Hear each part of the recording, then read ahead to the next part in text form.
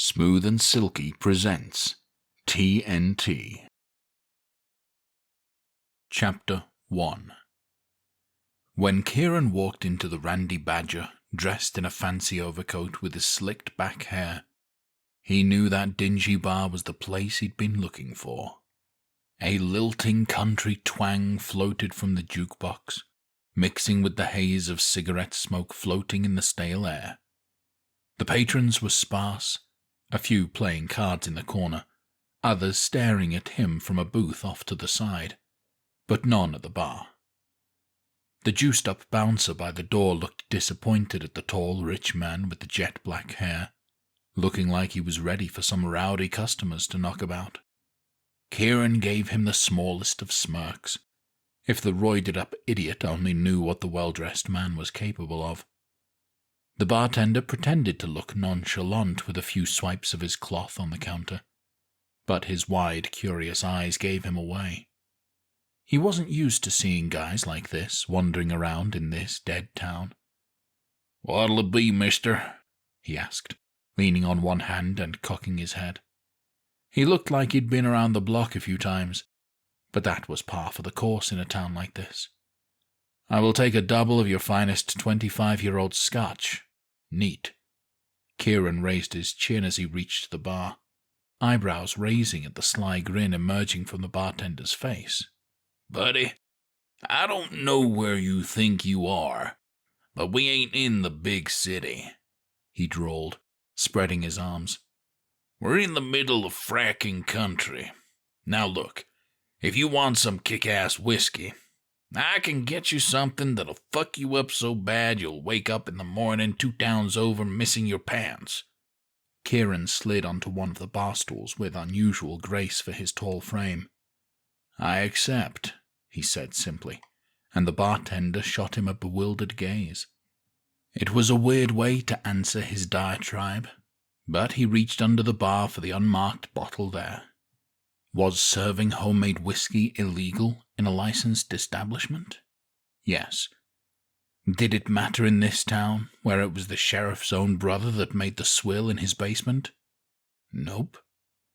However, the flask that the newcomer had produced that was dribbling a thick red liquid into his glass, that was definitely not allowed. Whoa, buddy! You can't be doing that."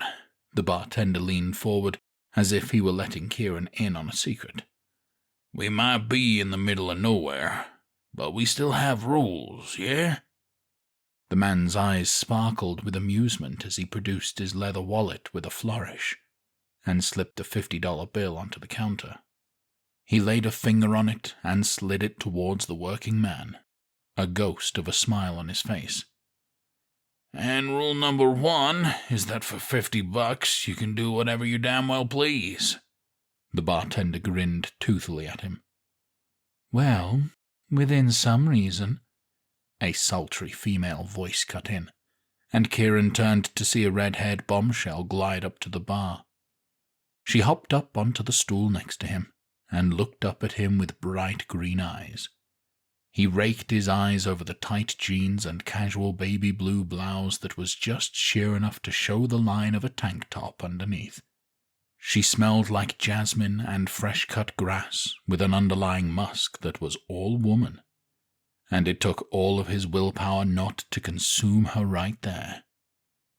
"You mean that $50 is not enough for me to have my way with you?" His voice was a low husk, and her full pouty lips twisted into an amused smirk. "All you're going to be able to do with that is buy me a drink and take pleasure in watching me walk back to my table," she replied, and he immediately snapped his fingers at the bartender. The man behind the counter obliged easily, having pegged this rich guy as a proverbial cash cow. The more 50s this guy dropped, the better. And if it was at the expense of the hot redhead who'd been steaming up the windows in the corner, then so be it. "Well, thank you, darling." The woman inclined her head as she watched her drink being made. "So, what's your story? You look a little overdressed for this blue-collar crowd." "I am Kieran, and I have traveled a great distance to look for a very special person." he replied, words dripping from his lips like silk as he extended his hand to her. Traveling the world and looking for love? She raised an eyebrow as she shook his offered hand. Ah, are you one of those hopeless romantic types? Something like that, Kieran replied wryly, disappointed when the warm flesh of her palm left his. Her hand was soft in that way that only a woman's could be. It looked delicate, but he could feel power there, a strength thrumming just beneath the surface that intrigued him immensely. Well, I wish you the best of luck. Although I gotta say, you aren't going to find too many hopeless romantics in this town, she said as she grabbed her drink from the counter. She stood up from the bar stool and chuckled. Just plain hopeless. Oh yeah, this town is packed with those. Well, it used to be before the wells got shut down and most everybody left. Pretty sure a quarter of the town is in this room at the moment. She motioned to the smattering of patrons behind her with a shrug. It was a sad state of affairs, this town. Kieran swirled his cocktail beneath his nose, inhaling the tantalizing scent and then taking a sip, keeping his eyes locked on the woman's slender throat. I do appreciate your candor, he trailed off, realizing that he'd never gotten her name, even though he'd offered his. Rose, she supplied, and he smiled. His favorite flower. He enjoyed peeling back the layers, each satin petal revealing another smoother one beneath. Rose, yes, he continued. Like I said, I do greatly appreciate your candor. It is refreshing in this day and age. It was refreshing in any day and age, really, but he wasn't about to get into that with her. He had always been impressed with a woman that would tell it like it is, especially one with such luscious hips. I guess it is, isn't it? She sighed and shrugged again, raising her glass to him. Well, you have a good evening, Kieran, and enjoy my walk back. She winked at him and turned, and he lowered his gaze to her perfectly heart-shaped ass as she did. Rose? The name left his lips before he could control it, and she turned her big doe eyes back on him. They were curious, and hid a sharpness beneath that he knew he shouldn't take for granted. There was no naivete in that stare, though a man less calculating might think so. Kieran, however, was very calculating. Yeah, hon? She drawled the question, leaning a little to the side, her free hand tracing the waistband of her jeans before resting there. Seeing as how you are confident I am not going to find who I am looking for in this town, I was wondering if you would care to join me for a while, he said with an impish smile. I've spent the last week visiting nearby towns and coming up empty. It's been a long and lonely road, and I could use some company. His words didn't come out sounding as pathetic as he'd thought they would, and he saw no pity in her gaze. Her full lips curled up into a sly little smile. You want company, huh? Rose asked, eyes twinkling with mischief. A few questions before I agree. He nodded, interested to hear what this vixen's stipulations were. He didn't think they would be too outrageous, and he couldn't help but be more and more impressed by her forwardness. This woman definitely had an eye out for her own safety and comfort. You gonna buy the drinks? She held up a finger to signify her first question. Just as a gentleman should, he replied. And you aren't gonna try to show me your dick later? She raised an eyebrow to go with her second finger. Those types of appearances are by request only, he responded easily, and she nodded. You don't bite, do you? She asked, and he grinned wickedly. I'm just messing with you. She laughed and slid back up onto the bar stool. Barkeep, another round for my buddy and me. She crossed her legs and leaned on the counter, twirling a lock of her hair around her finger playfully. Let us make life easy, Kieran said and slid $100 bill across the counter. Just leave us the bottle if you wouldn't mind. There was nothing money couldn't procure in this world. Oh, thanks, mister, the bartender replied, and left the bottle in between their two glasses. In addition to making their lives easier, it made his job much easier, and more lucrative to be sure. So, tell me, Kieran, where are you from? Rose asked as she poured their drinks with practiced ease. He wondered if she'd been a bartender in her life, or perhaps she was just an alcoholic. Though he didn't think so. If she were, she'd likely have been sloppy at this point in the night. No, this woman carried herself with poise despite her blunt nature. I will be honest, I've spent so much time traveling and visited so many places that my beginnings are but a faded memory. He swirled the amber liquid in his glass wistfully. Oh, come on now. Don't bullshit me, she scoffed. You have to know where you're from. I mean, unless you hit your head and got a case of amnesia. Best I can do is tell you that it is someplace in Eastern Europe, he replied, and downed the drink in one fell swoop. With so many wars over the years, I am not even sure the village still exists. If it does, it would be a far cry from what it was when I entered this life. Now, you can't be that old. Rose furrowed her brow with a shy smile. You don't look a day over 40. That shyness didn't reach her eyes, however, and he didn't miss the slight inflection on the number 40. He didn't want to get too excited. He was quite sure she was playing with him, but he wasn't 100% sure. And there was no reason to get invested in a woman that wasn't 100%. That's very kind of you to say, Rose, Kieran replied, chuckling as he produced his flask to mix another drink. But I assure you, I'm older than I appear. Well, don't you worry, hon. She winked and ignored the strange goo that he was adding to his whiskey. I like older men. Perhaps, then, my long search could be at an end. He lowered his eyes to her plump lips, and she threw her head back in a laugh. Yeah, gonna need a few more drinks before then, she promised him, and he simply refilled her glass in response. My pleasure, he told her with a grin. By the time the bottle was empty, the bar was as well. The bouncer stood at the door, arms crossed, watching the clock tick down in hopes that he'd get to throw these two out. At least he'd throw the fancy-dressed guy out. The redhead, he'd make sure to get a good feel for her first. Unfortunately for him, Kieran led Rose out the door with 1 minute to spare, and another $100 bill on the counter. She stumbled a little over the threshold, and he grasped her elbow tightly to keep her from totally bowling over. She grasped his bicep with a giggle and threw her free arm around his neck. Once she was back firmly on her feet, he took her small waist in his hands and gently pushed her away from him. That was quite an enjoyable evening, Rose, he offered politely. This was the sloppiness that he'd been worried about, but the woman beneath the booze was everything he wanted, everything he needed. He could smell it on her. He salivated at the very thought and let her stumble ahead of him. "Aw, come on, hon. The night is still young," she proclaimed, spreading her arms and spinning around.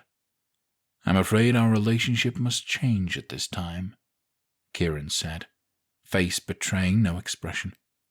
He dropped his car keys on the asphalt and Rose swaggered a few steps towards his car. You sure you're okay to drive? My place isn't too far. We could just walk, she said as she reached out to lean on the car, sliding something long and sharp from inside her loose-fitting blouse. The glazed look in her eyes slipped away as she straightened her shoulders and whipped around. Or you can just lay down right here. She'd wanted to catch him in the back as he picked up his keys, but he was gone. Her heart pounded in her ears as she gripped the stake tightly, standing up perfectly straight now, body at attention. She'd wanted to get him farther away from the bar to ensure the least amount of civilian interference, but when he dropped his keys, she'd seen her chance. Now she realized she'd been overconfident, and this asshole was a lot older and smarter than she'd originally thought. She strained her ears for any kind to make a good impression. He hadn't thought he would end up in training so fast, but he didn't want to look a gift horse in the mouth. He wanted to show the higher-ups that they'd made the right choice.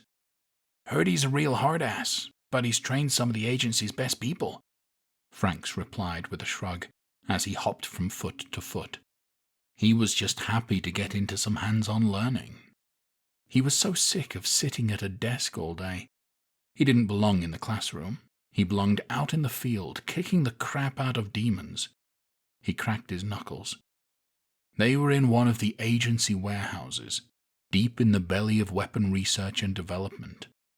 There were workers and scientists standing at tables here and there, clicking and clacking as they put together and took apart various weapons and prototypes.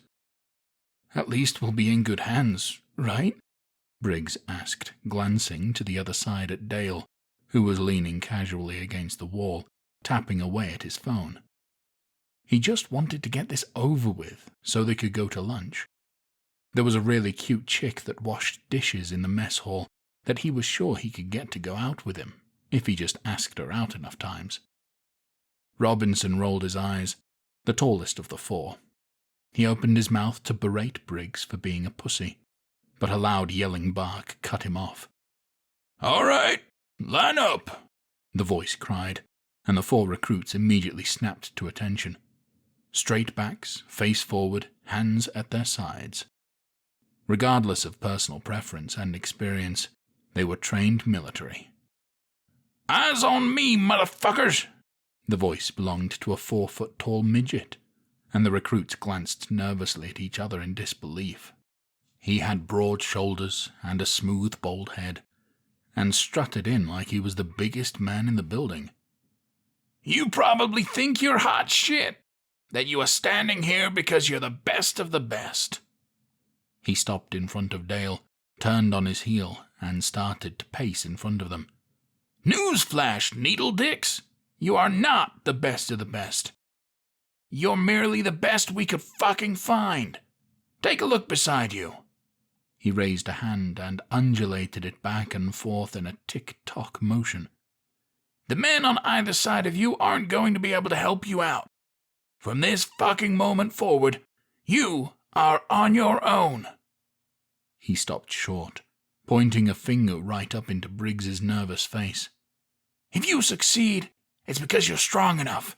If you fail, it's because you're a pussy, and you should feel ashamed that you wasted my time. And when that happens, I fully expect a fucking apology letter in my mailbox, unless you want me to visit you at home." Briggs stifled a whimper, blinking rapidly at the tiny man's fist so close to his eyeballs. Franks rolled his eyes, and the midget reeled on him, having spotted it in his periphery. "Did you just roll your fucking eyes at me, maggot?" He cocked his head, eyes menacing, and Franks at least had the intelligence to look nervous. I'm sorry, sir," he stammered, and his superior waved for him to bend down to his level. Franks hesitated a moment, not realizing what he was supposed to do, until the midget snapped his fingers and pointed at the ground. He flushed with embarrassment and slowly sank to his knees on the hard concrete floor. "Something you need to understand, boy," his superior said, voice low and menacing, but still loud enough for the others to hear. "You ain't half the man I am, and given that I am already half a man, what the fuck does that say about you?" He turned and waved flippantly at the recruit to stand up, and Frank slowly got back to his... Chapter 3. T.N.T. hopped into his office chair, swiveling it back and forth a few times, before pulling against the desk to face his computer monitor. "What can I do for you, boss?" the midget asked, saluting the older man on the screen. He had slicked back salt and pepper hair, and a perfectly shaped beard with not a lock out of place. "Sorry to pull you away from training the new recruits," he said, soft crinkling eyes conveying his apology. "How are they doing?" "It's been a painful process for one of them," T.N.T. shrugged with a smirk. "But I'll mold them into something useful." "That's good to hear, but I'm afraid we're going to have to put that on hold for the moment." The boss pursed his lips and folded his hands in front of him. "We have a situation." Those were words that no agent ever wanted to hear. They bore a weight with them that dragged even the most experienced man's stomach to the floor. "What's happening?" The midget's lips curled into a pensive twist. Something big must have been going on if they were interrupting training. The agency needed new recruits badly. That's why they'd given T.N.T. so many at once, and greener than he would have liked before getting to this point. Agent Rose has been investigating mass disappearances in some small fracking towns, the boss said, and his face shrunk into a smaller frame as he showed a map on the screen. There is a trio of small towns that were built around a giant dirt racing track. Over the past few weeks, several dozen people have gone missing in that area. Locals thought it was because the work dried up and people just moved on, but long-time residents have also disappeared. "So what's Rose found?" T.N.T. asked. "What are we up against?" "We don't know," the boss replied. "The last communication we got from her was 24 hours ago. She missed her last 2 check-ins." "She's missing?" The midget was incredulous. Something definitely was going bad in those fracking towns if it got the best of Rose. She was one of the agency's elite. He clenched and unclenched a fist. This wasn't good. "Yeah," the boss nodded. "And you're the closest field agent we have. It's about a 2-hour chopper ride to the dirt track, which will be the drop-off point. They do demolition derby events and stunt shows there, so there will be plenty of cars. Baptiste will assemble a kit for you with enough cash to acquire a ride. There are a couple of good old boys who run the place, and from what Rose told me, they love greenbacks and are always in the market to sell." "Which of the 3 towns should I head to first?" "Head north to Struckerville," the boss instructed. "Based on Rose's last report, there is a dive bar in the middle of town. That should be your best bet." "All right, sir. I'm on it." T.N.T. nodded. "I'll bring her back." "Whatever you need, let me know," the boss promised. The midget saluted. "Sir." Chapter 4. Helicopter blades cut through the still desert air, reverberating sharply across the empty track. The shoosh, shoosh, shoosh was an unusual sight in such a small town. But the noise wasn't a problem for the residents of the Blackwell's demolition track. The chopper landed next to a giant ramp with a row of beat-up muscle cars lined up behind it, swirling dust in tiny tornadoes. T.N.T. hopped down from the side, saluting the pilot and receiving one in return. He slung his duffel bag over his shoulder as the aircraft lifted off again, whipping wind loudly with its ascent. As the chopper disappeared into the distance, T.N.T. strode off towards the row of cars to have a look. He was a bit of a muscle car enthusiast, and was pretty excited to secure a ride here. They looked well loved, to say the least, but there was pretty much every make and model imaginable, and the agent eyed his selection with glee and care. How to decide? "It's a midget! It's a midget!"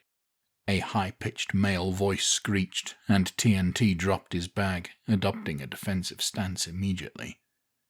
A large man lumbered towards him, massive arms swinging back and forth like a gorilla. "Look, George! It's a midget!" "Whoa! Calm down there, big fella." T.N.T. held his hands up, palms out, eyebrows raised. What the hell was this guy's damage? "Can I toss him? Please, George?" The big man stopped and hopped back and forth from foot to foot, looking like an excited kid in a candy store. He had sandy brown hair and blue eyes, the kind of all-American look that was classic on a Calvin Klein model, but not so on this oaf. His glassy-eyed gaze gave the impression of low intelligence, and the way the eyeballs seemed to bug out made him almost look alien. "The fuck?" T.N.T. blurted. A shorter, skinnier man jogged up to them, putting a calming hand on the gorilla's shoulder. He had similar features, though a leaner stature, and a whole lot less crazy in his tired eyes. "Sorry, Nick. He's not like your friends at the county fair," George said gently. "I don't think he'd like that too much." Nick's lower lip quivered, and his gaze shot to the ground, shoulders slumping. "Aw, come on, Nick. It'll be okay. Why don't you go inside and play your game?" The gorilla immediately stood up and smiled brightly. "Okay. Bye, Mr. Midget." He waved a gargantuan hand and turned, scampering back the way he'd come. What the fuck just happened? T.N.T. eyed George warily. Sorry, bud. Please forgive my brother. The thin man scratched the back of his head nervously. I'm afraid our act has taken its toll on him. Your act? The midget crossed his arms. Yeah, we're the badass Blackwells. George motioned to the boards on the far side of the track. The font looked almost like graffiti paint, and the logo was a silhouette of two guys standing in front of a muscle car. It was, T.N.T. had to admit to himself, pretty badass. From the looks of it, the silhouettes were Nick and George, given the respective ape and beanpole shapes of the bodies. I do all the driving, George continued, and my brother is the car surfer. Look, man, T.N.T. sighed, pinching the bridge of his nose. I know I got shit to do, but I gotta fucking ask, what in God's name is a car surfer? Well, Nick's big move is to stand on the roof of the car as I drive around the track, like he's surfing. His new acquaintance explained. Once people got bored of that, he wanted to add in a wrinkle. He pointed to the giant ramp looming over them like a monument of insanity. I'm guessing that didn't go well, T.N.T. inquired, hesitatingly. Man, it went fan-fucking-tastic, George blurted, eyes lit up like a Christmas tree. The crowd went wild. We got 4 million hits on YouTube. Some of the big morning shows put it on the TV. The midget sighed. I meant for Nick. Oh, Nick? The thin man scratched his head again, having the decency to look a little ashamed. Yeah, he got fucked up pretty good. When the car landed, the front end dug into the ground and then launched him up like a catapult. He must have done 5-6 flips in the air before landing on his head.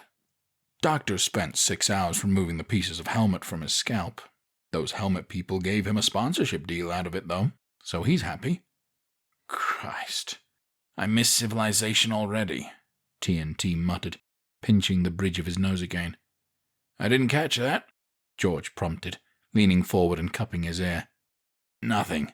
The midget waved him off, and then shouldered his duffel bag again, eager to get moving. You got a car for me? Yeah, right this way, came the reply, and George led his tiny acquaintance to the row of cars, all dented and dinged up. There were different colors of paint scratched across the surfaces from multiple collisions. They ain't much to look at, but they're fast as hell, pack a lot of power, and will get you where you need to go. Did Baptiste relay my special requirements? T.N.T. asked, and ran his hand along the driver's window of a dark purple GTO. Yeah, he did, George replied with a nod.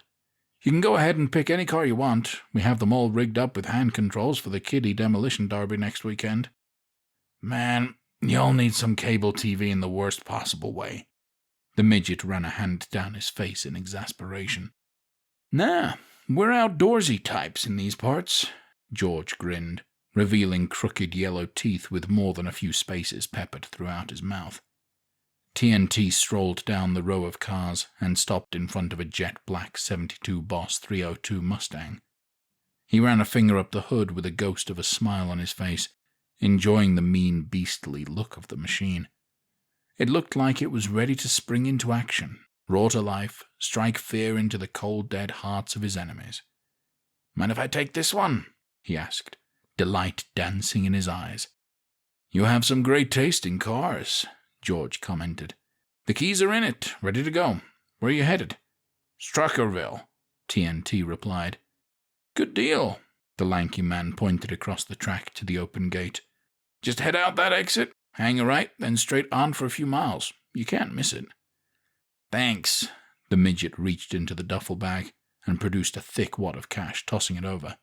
"Here you go." "Pleasure doing business with you." George used the stack of money to salute his tiny new friend, flashing his graveyard of a mouth once again.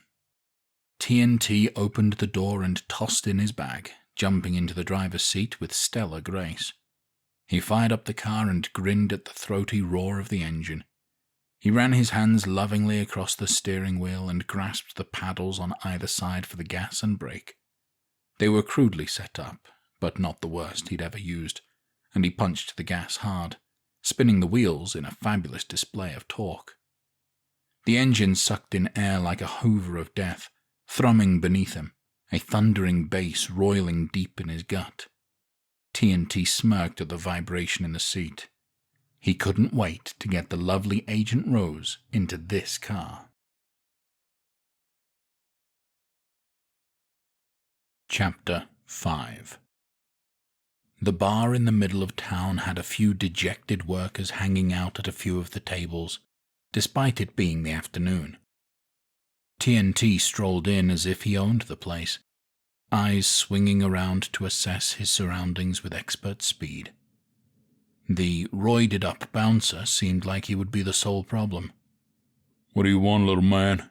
He puffed out his chest, standing as tall as he could over T.N.T.'s 4-foot frame. "I'm looking for a woman," the midget replied calmly, not intimidated in the least. "Oh, did you lose your mommy?" the bouncer sneered, and more than a few of the card players at the far table guffawed at the joke. "You know, I always hate coming to these backwoods, inbred cousin-fucking shitbergs of civilization, because everybody is just so goddamn stupid." T.N.T. spoke up, his stance still as relaxed as ever. "I mean, come on. A little man and a mummy joke? That's all you got? Take some pride in your insults. Dig deep. Think of something creative. Or hell, at the very least, take a break from cranking your steroid-shrunk micro-cock to MILF porn and Google some good insults." The silence was deafening. Even the bartender froze, cloth in hand against the age-worn wood of the counter, toothpick hanging from his lip and threatening to fall to the dusty floor. "But, you know, I will give this to y'all," T.N.T. continued. "This dumb shit bouncer is a brave motherfucker." The onlookers were confused by this. After that whole tirade, he was complimenting his opponent? "Huh? Why is he brave?" A thickly accented voice called from the back, and the midget grinned. "It takes a brave man to talk shit to someone at dick level," he simply said, and then head-butted the bouncer straight in the balls. The surprised beast fell to his knees with a grunt, and T.N.T. immediately jammed his thick fingers into his nostrils, dragging him across the floor to the table of horrified onlookers. "Now, who has seen this woman?" He slammed a photo down on the wood, causing their beer glasses to clink dangerously. "Anybody?" The picture had come from Baptiste, a printout of one of a candid shot somebody had snapped of Rose. She was in a pale yellow sundress and white flip-flops, superstar sunglasses perched on her head, holding back her long red tresses from blowing in her face. The men glanced at each other in a panic, none of them knowing what to say or how to deal with the situation. T.N.T. snatched up the photo and held it up to the bouncer's face, hauling him closer by his now very sore nose. "All right, pencil dick. Do you know this woman?" he demanded. I don't know, Dave," he stammered, voice impeded by the little torpedoes blocking his airways. T.N.T. removed them and shoved the bouncer down with his surprisingly strong foot, holding him to the wood floor. "She's been coming in here the last week and drinking alone. A couple of nights ago she met some well-dressed dude." "Who the fuck is he, and where do I find him?" T.N.T. asked, leaning forward on his foot, slowly crushing his opponent's throat as he did so. "He never told me his name," the guy croaked. "I've seen him around town. He's been renovating some office over on 3rd. I always see him when I'm driving home from my shift." "Driving home?" T.N.T. narrowed his eyes. "Who the hell does office renovations at night? Wouldn't people be complaining?" "Man, I swear I don't know," the bouncer pleaded, dark eyes wide and glassy. "This town is dying, so people are probably just happy there's money being put in. Well, hell, man, maybe the neighbors are already gone." The midget stepped back, leaving the bouncer to clutch at his throat and nuts in the fetal position. T.N.T. humphed and snatched up one of the glasses of beer, opening his throat to down the entire thing in one fell swoop. He slammed it down on the table, pocketed the photo, and then stepped over the moaning man on the floor. As he swept out of the bar, One of the men at the table stared at his empty beer glass in disdain, but he glanced down at the floor. He knew better than to protest this little firecracker, lest he end up like the broken bouncer at his feet. That evening, T.N.T. hopped out of the car outside of the offending office building. It was a ghost town over there, and he thought maybe the bouncer had been right that the neighbors had already left. Well-dressed guys doing renovations in a ghost town office building only at night did not bode well for anyone. And there was no way that things were as they seemed in this situation, especially with enemies that had managed to pull one over on one of the agency's top elite. He popped the trunk and dug through his duffel bag. He selected a Wild West holster with 2 slots and filled them with his 2 10-inch mini chainsaws. He rummaged until he found his multi-purpose medium-sized chainsaw and strapped it to his back. With a series of zzz and clicks, he was suited up and ready for his mission. He glanced around, and regardless of whether or not the owner of this building was really here for renovations, it was clear that there had been actual construction going on at some point. There was caution tape, broken walls, debris, and workbenches all along the inside of the fence, and that was just the outside of the building. He didn't think this equipment was all for show. He stayed low and skirted the building, finding a few guys casually guarding the front entrance. T.N.T. shook his head at their uselessness and slipped through an opening in the gate to reach the side door he'd spotted earlier. Upon examining one of the workbenches and noting a thin layer of dust on one of the wrenches, his theory about the tools not being props confirmed. The inside was a disaster. There was plastic sheeting hanging everywhere, and more benches full of tools along the walls. In the center of the wide-open space he'd walked in on, there was a giant hole in the cement, with prison bars across the whole top. That definitely wasn't standard office fare. He knelt at the edge, squinting down into the gaping hole, and wondered what the hell anyone needed to keep in there. He swept the hole with a flashlight. No sign of Rose. There was a shuffle and a sigh, and he pressed himself against the wall, peering slowly through the doorway. Moonlight streamed through the window to dimly light the area, and he caught sight of a woman sitting on the floor in shackles. She was clad in jeans and a dank-looking blouse, with a matted but very familiar shade of red hair. T.N.T. scoured the area with his eyes, making sure they didn't have company, and then rushed into the room. He skidded in front of her, and she simply blinked, the only indication that she was at all surprised by his arrival. "Holy shit, girl. I always had my suspicions about how kinky you were, but I never thought you were chained to an office wall type," he joked as he reached up to examine her wrists. "Get away from me," Rose snapped, and he froze. "Whoa, what's wrong?" T.N.T. asked, brow furrowed. "Is it rigged to blow or something?" He realized upon thoroughly examining her expression that her eyes were wide and full of trepidation. He'd never seen this hot-shot agent ever look even remotely close to afraid, and his stomach knotted up. She tilted her head to the side, revealing 2 perfectly round puncture wounds in the hollow of her throat. The knots in the midget's stomach turned to dread, and he sank down into a squat. There was only one creature that could create a mark that pristine without killing their host. "He turned me into a vamp," Rose said thickly, and he stared at her for a moment, dealing with the shock of it. "But, wait," T.N.T. shook his head, thinking harder about the situation.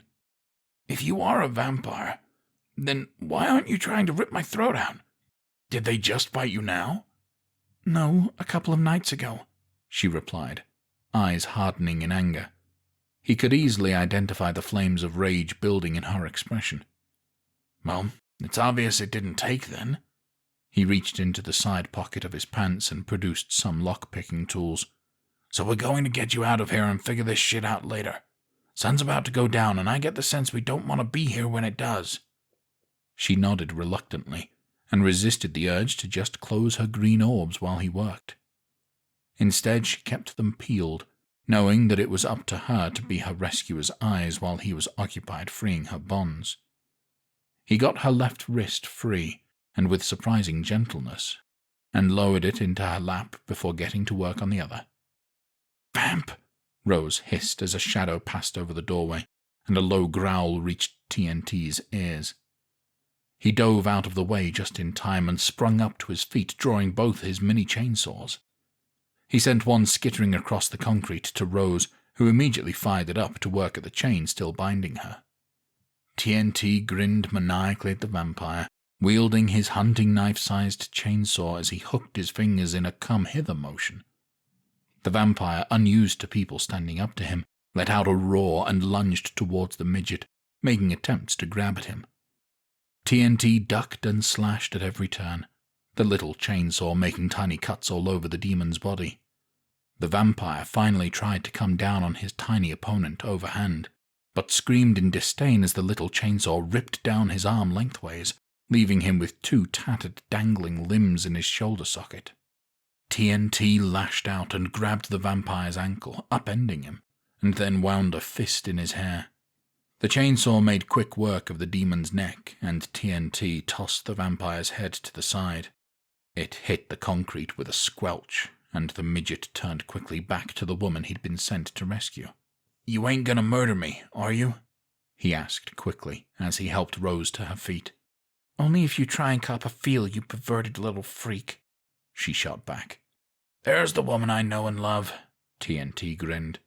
"Come on, we have to get out of here before Kieran shows up," she urged, green eyes still darting all over the place. She took a defensive stance and clenched a fist, clearly on edge by the mere mention of that name. "Who the fuck is Kieran?" the midget asked. "That would be me," a velvety male voice said, and an impeccably dressed man with jet-black hair rounded the corner. "Where do you think you're going with my dear?" "Yeah, sorry, bro. She's spoken for?" T.N.T. squared his shoulders and raised the mini chainsaw in his hand. Kieran chuckled pretentiously. "I'm impressed. You have such a large voice for a man of such small—" He looked down at the expertly thrown little chainsaw that was now sticking out of his chest. He casually pulled it out and slid it back across the floor to the midget and the redhead. "You appear to have dropped this," he smirked, lips curling in a surprisingly elegant fashion. But one didn't live so long and so successfully without poise. "That could be a problem." T.N.T. looked down at the seemingly harmless weapon, so carelessly discarded by the tough-as-nails vampire. "Thankfully, though, I have a solution." He whipped the chainsaw from his back with a flourish, starting it up with a magnificent thrum. He let out a primal scream and lunged forward, slashing and stabbing at the vampire with excellent speed and accuracy, had it been a normal opponent. Kieran was too fast. He dodged every slice with apparent ease, not even a single hair slipping out of its shiny style. Rose threw her mini chainsaw like a ninja star, and Kieran plucked it out of the air with yet another smirk. That moment of distraction, however, was all that T.N.T. needed, and he managed to get his saw almost all the way through Kieran's bicep before he stumbled out of the way. The vampire looked down at his arm, hanging by just a few tendons, as unconcerned as if brushing away a fly. He turned to the workbench behind him and flopped his arm down onto it, pulling a staple gun from a smattering of tools. The agents stared as the vampire stapled his arm back on without even the smallest grunt or grimace of pain. "We have to go," T.N.T. said. "Right fucking now." "Agreed," Rose replied, and they bolted out the door. Kieran finished his stapling job and lifted his hand in front of his face, wiggling his fingers as if they'd never been severed. He strode to the exit, just in time to catch a glimpse of the Mustang peeling out down the road. "What kind of bloodsucker was that?" T.N.T. asked as he drove, speeding down the sparse streets of Struckerville. "Usually when they get cut, they scream like they got cut with a fucking chainsaw." "I don't know," Rose replied, shaking her head. "He's different from any vamp I've ever faced. When he jumped me the other night, he was way faster than he should have been." Was he the one that bit you?" The midget raised an eyebrow from the driver's seat. "Yeah, he was," the redhead sighed. "We gotta talk to the boss," T.N.T. said firmly. "Something is up, and it's not good." Chapter 6. "Rose, it's good to see you in one piece," the boss said jovially, and the redhead saluted him with only a hint of sass. She'd managed to get a shower in while T.N.T. set up his computer equipment in the seedy motel room the agency had procured for them. She towel-dried her hair and adjusted her seat on the bed next to the midget, the two of them sitting within view of the laptop's camera. They'd set the computer on the end of the bed, lacking any surface in the room big enough for it. "Not exactly in one piece, boss." She tilted her head so that he could see the bite wound. "Did that just happen?" he gasped, and she shook her head, tossing the damp towel onto the floor. "Been almost 48 hours now," she replied. His brow furrowed in concern, and he hit the call button on his desk phone, off-screen. "Carol, can you please get Baptiste on the line?" "What are you thinking, boss?" T.N.T. asked, concentrating on the laptop screen instead of the peaks of Rose's nipples sticking through the thin fabric of the grey tank top he'd loaned her. "I worked a case damn near 30 years ago where a woman was bitten but didn't immediately change," the boss replied. "It was not pretty. What can you tell me about the man who bit you?" "His name is Kieran," Rose said, though she wasn't sure how much her information would help. "He's a suave, well-spoken individual." "And the motherfucker doesn't feel pain," T.N.T. added. "Damn near lopped his arm clean off, and he staple gunned it back together. Didn't even make a fucking peep." He mimed stapling his own arm for effect as a smaller window appeared in the corner of the laptop screen, revealing Baptiste's face. "Good to see you, T.N.T., he nodded. "Miss Rose?" "All right, Baptiste, work your magic," the boss instructed. "We have a name, Kieran, a woman who was gone 48 hours after a bite without turning, and a vampire that doesn't feel pain. Compare that to the Garvin case I worked back in 86. "I'm on it, boss," Baptiste promised, and his gaze shifted from the camera to his own computer screen. "T.N.T., talk to me. What do you need?" the boss asked while his researcher worked. "Man, we gotta take this asshole down," the midget replied. "Can you get Silky out here?" The well-groomed man on the screen shook his head sadly. "He and Kerr are taking down a demon hive." "What about Nance?" T.N.T. asked. "Undercover recruitment operation," came the instant reply. "Christ, is there anybody?" The midget scrubbed his hands down his face. "You and Rose are it," the boss shrugged. "Only warm bodies that could be of use in the field are the recruits you started training yesterday." "Man, those kids would be cannon fodder," T.N.T. sighed. "The only way I'd want them out there is if we were in a worst-case scenario situation." "You'd better get them geared up then, because it looks like you're facing off against an ancient." Baptiste spoke up, and both agents drew in deep breaths. "I'm not well versed in ancients, but I'm guessing if you earn a title like that, it's not so good for us," Rose put in. "No, Miss Rose, it is not," Baptiste replied. "In a nutshell, they are stronger and faster than your average run-of-the-mill vamp. They are also a lot harder to kill." T.N.T. pursed his lips, leaning forward. "How much harder?" "Your usual tactics like beheading or a wooden stake won't do the trick," came the reply. "Don't get me wrong, it will certainly slow him down, but you'll need to get a little more creative." "Creative? Like throw him into a wood chipper?" T.N.T. asked, and Rose raised an eyebrow at her companion. He shrugged as if to say, "What?" "I'm afraid that would just piss him off even more." Baptiste shook his head. "No, you'll have to inject him with a special UV serum that I will include in your care package. Basically, it's highly concentrated liquid sunlight. It won't kill him, but it will be enough to permanently paralyze him. Once you do that, we can put him in storage." "What about me?" Rose cut in. "How do I not become a bloodsucker?" She needed to know what the hell they were going to do about this. She refused to become the very thing she'd devoted her life to hunting. A chill ran up her spine at the thought. "Your situation is a bit more complicated, Miss Rose," Baptiste said reluctantly. Usually, when you kill a head vampire, it releases his underlings from the curse. But we can't kill this motherfucker, T.N.T. argued.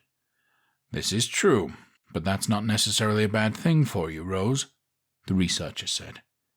God damn it, how can this not be a bad thing? She was starting to get frustrated with all of this back and forth. There had to be some kind of clear path here. A mission to complete. A plan. Well, according to my research, an ancient will arise from their centuries-long slumber to find an incredibly strong-willed and powerful female to turn into a breeder, Baptiste said, and then set his mouth into a thin, firm line. Oh yeah, that sounds so much better, Rose said, voice dripping with sarcasm. What, this asshole wants to put a little fanged beast inside of me? In a manner of speaking, yes. He nodded with a grim expression. That's why the transformation has taken so long. His bite is strengthening your body so that you can survive the pregnancy. Over the course of 72 hours or so, your body will become stronger and, I'm not sure how to put this exactly, more fertile. Oh, fuck me, Rose cursed. In your current state, I wouldn't recommend that, Baptiste replied. So, what do we do? T.N.T. cut in. Just sit here and watch Rose become a vamp? There is only one other ancient birth on record, the Garvin case that the boss worked on. The researcher leaned towards his computer, tapping his chin as he read. The pregnancy lasted a week or so, but the woman didn't survive. Best we could tell is that she never turned full vamp because the ancient in that case was trying to create a hybrid. A hybrid? The redhead asked. Daywalker, Baptiste corrected. A daywalker? T.N.T. let out a deep whoosh of breath. Boss, you faced off against one of those fuckers? Back in 86, my partner and I took on this ancient that was successful in knocking up his target, the boss confirmed. We finally tracked them down just after the kid was born. Damn near ripped that poor girl in half. Probably had something to do with the vamp coming out like a 6-year-old. They grow that fast? Rose's face went white as a sheet as she imagined the implications of something like that happening inside of her perfect body. Oh yeah, rapid development to adulthood, the boss continued. We were busy with the ancient while the kid made a run for it. As good as we were, we still got our asses handed to us. The ancient kept us busy long enough for his offspring to escape. Then he just vanished. What happened to the kid? T.N.T. asked. We tracked him for weeks across the Midwest, the boss sighed. He left a trail of destruction unlike anything we've ever seen. Probably helped that he didn't need to sleep and could move freely at any time. We caught up to him at this little farm in Illinois where he had turned a family into bloodsuckers. It was just like the Waltons, only more vicious. Were you able to kill him? Rose asked. We think so, came the hesitant reply. You think so? The redhead's voice rose a notch in incredulity. Yeah, we stabbed and shot him with everything we had, but he was still coming at us, the boss explained. We got him out to the barn, stuck him with pitchforks to keep him somewhat contained. Finally, we were able to get him into a wood chipper. Ha! T.N.T. fist pumped the air. See, my wood chipper idea wasn't so bad, was it? Sorry to rain on your parade, but his guts started rematerializing as we celebrated. The boss shook his head. Craziest damn thing I ever saw, and coming from me, that's saying something. So we improvised. We scooped up his remains and fed them to some hogs the farmers had. To be extra safe, we threw the hogs into the wood chipper one at a time, collected their remains separately, and sent each of them to a different corner of the globe. So in theory, he could pull himself back together, but it isn't going to be easy. That sounds like a nightmare and a half, Rose said, voice tired. Yes, it does, Baptiste agreed. But wait, if that's their goal, then why aren't they out there picking up every woman they find? T.N.T. asked. Well, the woman has to be incredibly strong. The boss gave Rose a pointed look, and she couldn't help but straighten up a bit. And the mating ritual can only be done once every few centuries due to an ancient having to build up the strength and whatnot. Christ, no wonder he's fucking pissed. T.N.T. let out a deep whoosh of breath. Only being able to get off every few centuries? Yikes. So where does that leave me? Rose piped up, eager to get back on track. My recommendation is that when we drop off the recruits, you hop on the chopper and come back to base, Baptiste replied. We'll get you as far from Kieran as possible, and with any luck in a couple of weeks, the effects of his bite will wear off. Won't that leave T.N.T. short-handed? She asked worriedly, regardless of the fact that he kept stealing glances at her nipples. Damn it, it was cold in there. She still didn't want to leave the little asshole to face off against an unkillable vampire with nothing but 4 snot-nosed recruits to back him up. Girl, get out of here. I don't want to be the reason you get knocked up, he scoffed. Well, I mean, I do, just not in this way. He winked at her, and she rolled her eyes. You are one perverted little troll, you know that? She shook her head. That's why you love me. T.N.T. grinned widely. Don't worry, Rose. I've created something special to help T.N.T. out. Baptiste cut into their banter. I've made a slight modification to his preferred weapon, and created something I've dubbed Big Jim. Also modified some boots to help you get to decapitation height. I said it before, Baptiste, T.N.T. said as he held up a hand. You are going to go far in this agency. Okay, T.N.T., Rose, the boss declared regally with a clap of his hands. I'm going to get the recruits geared up. Chopper will be landing at the track in 3 hours. We'll be there, boss.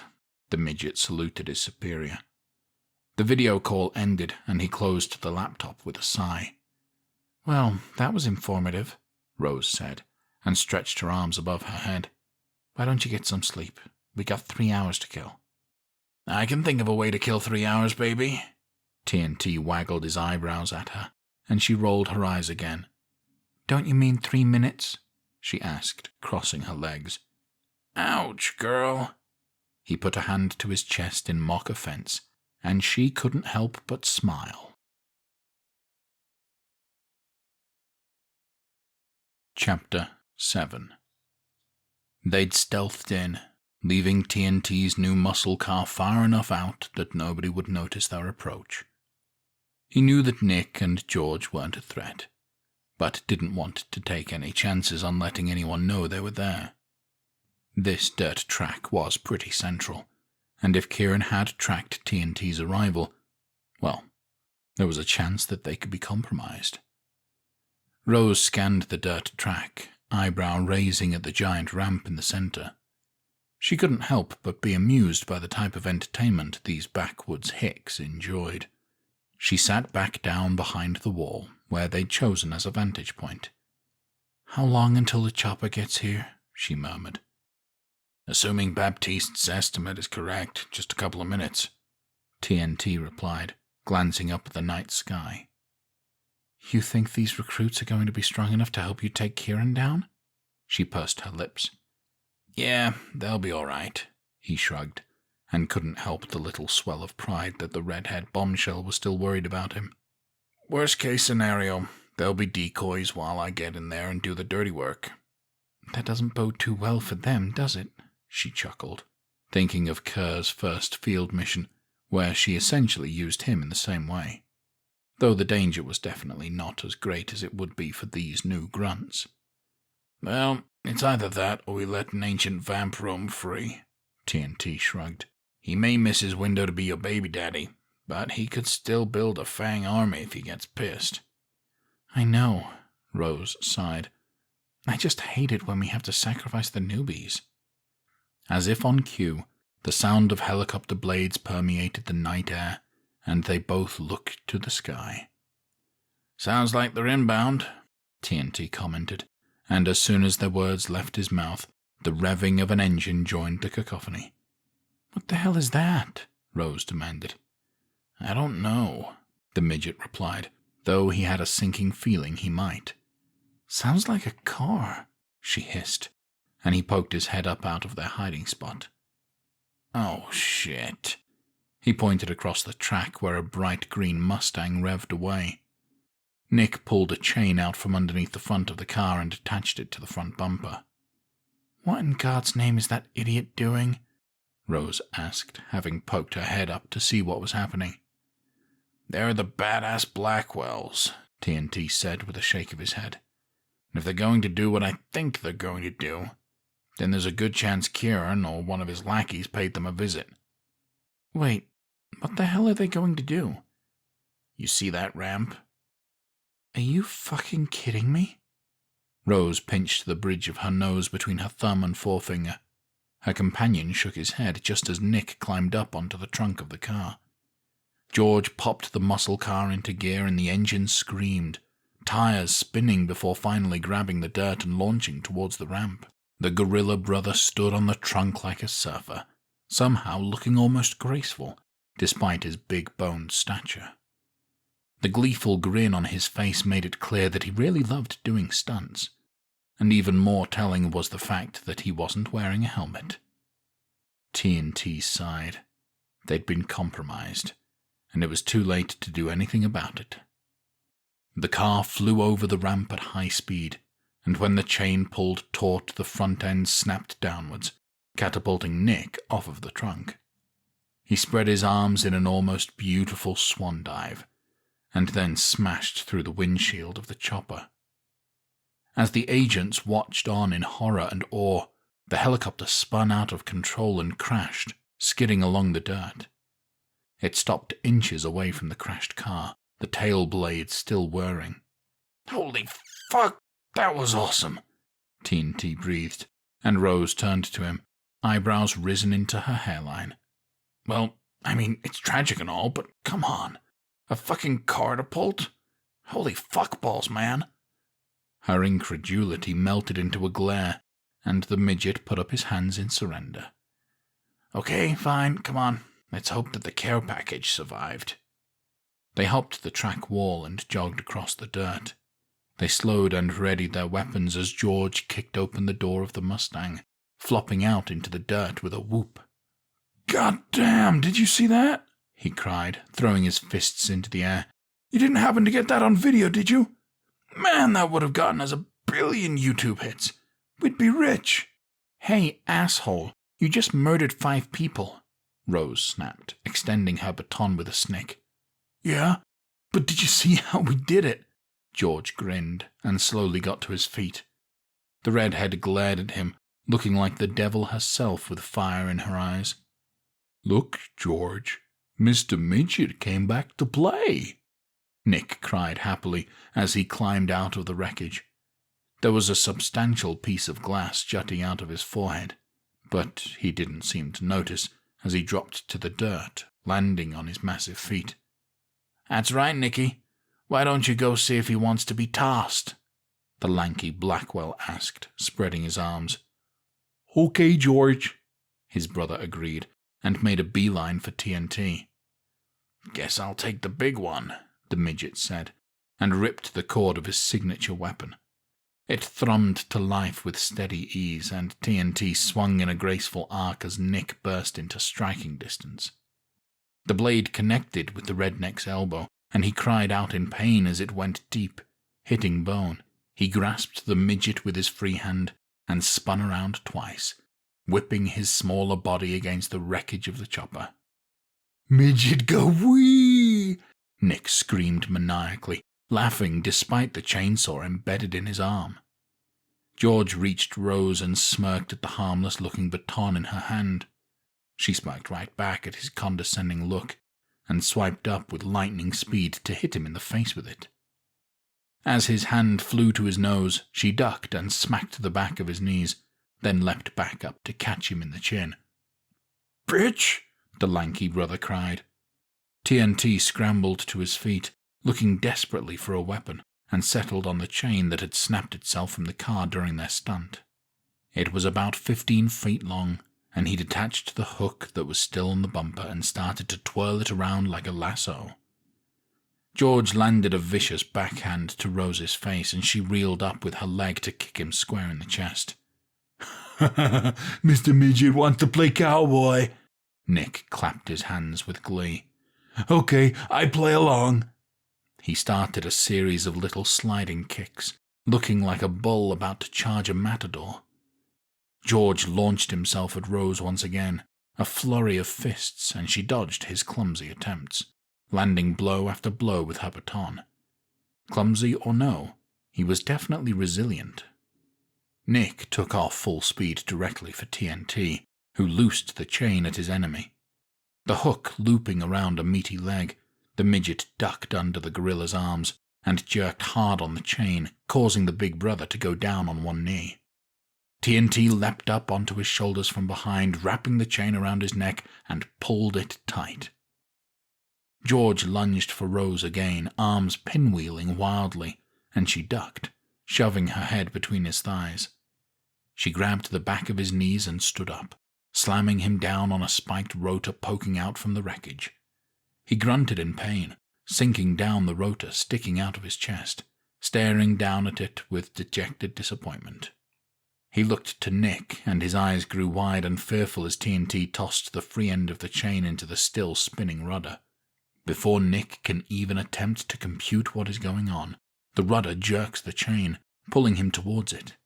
His head flips up into the air without its body, spraying his brother with a healthy amount of blood in his last stunt.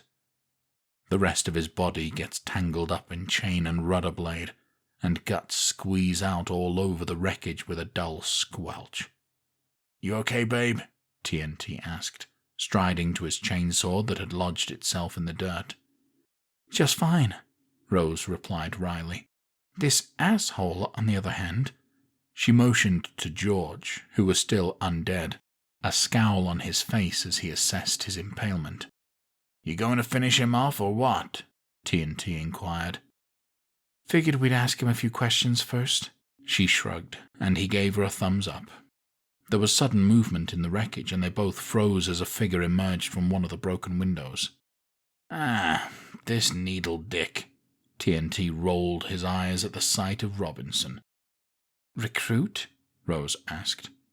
"Yeah, I may or may not have torn his ballsack in half," the midget replied sheepishly. Well, here we are again." Robinson sneered and stretched, cracking his joints. It appeared he'd become a vampire, and his eyes lit up with glee at the sight of his old superior. "Gonna be fun teaching you a lesson, little man. I'm gonna show you why you shouldn't fuck with someone like me." The two agents locked eyes from their respective stances, 15 feet away from one another. "Sector Soleil!" T.N.T yelled, and ran full speed towards her. "Ha! Run away, little man. I'll still catch you," Robinson bellowed as Rose cupped her hands, allowing the midget to springboard off of them and into the air.